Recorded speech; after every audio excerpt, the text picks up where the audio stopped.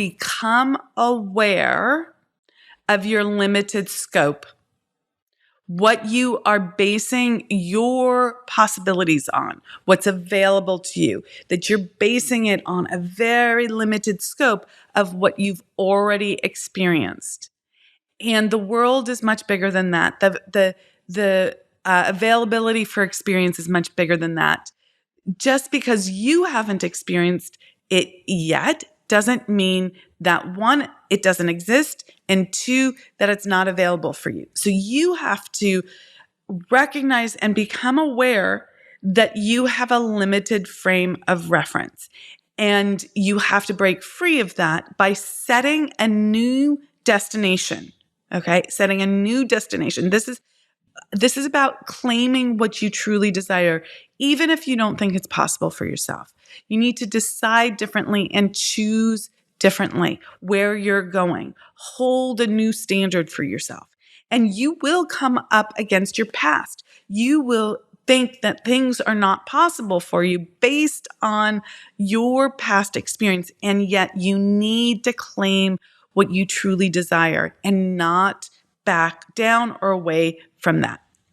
So you may not be able to claim a clear desire of what you truly want because you don't think it's possible for you or available for you. And this, again, is a commitment to the past. That's what I want to emphasize here, rather than a commitment to your new future. So that's a choice that you need to make. Your greatest power is your power to choose. Are you going to be committed to your past, or are you going to be committed to your future? And just as an FYI, in quantum physics, everything is here and it's here now. There is no past and future. So you might as well be in the present moment, creating exactly what you want and not recreating what you don't want based on the past. Okay. The next thing that you need to understand is that you must stretch yourself. Yep. It's going to require growth. And here you have to really ask yourself and answer, what do you truly desire? This is going back to that first point. Do you know what you truly want? Are you just in reactivity to what you don't want?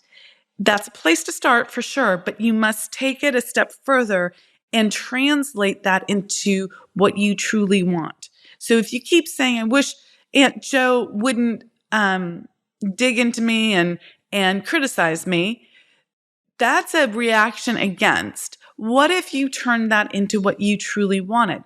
I want to have a meaningful conversation with Aunt Jo about what she truly wants in her life, or what's the most powerful conversation she's ever had, or pick a topic, right? Like, can you translate the I don't want into I do want? What do you truly desire?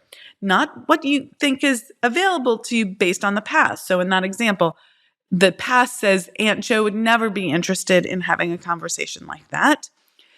And so you're instantly cutting off that possibility. Now, there's a caveat here.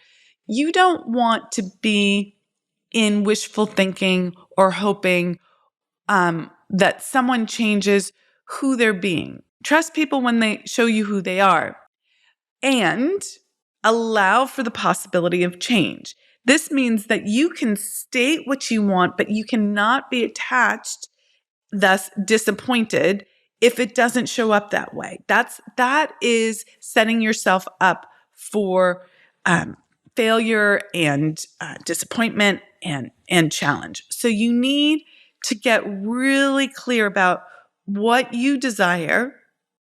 Whether you get it or not doesn't actually matter right now. We're going to just change your vibration. We're going to change who you're being, because that's what's going to change your experience of life, even if Aunt Jo continues to show up as Aunt Jo, okay? As how she's always been. But you get to show up differently. You get to feel differently. And that all happens on the inside.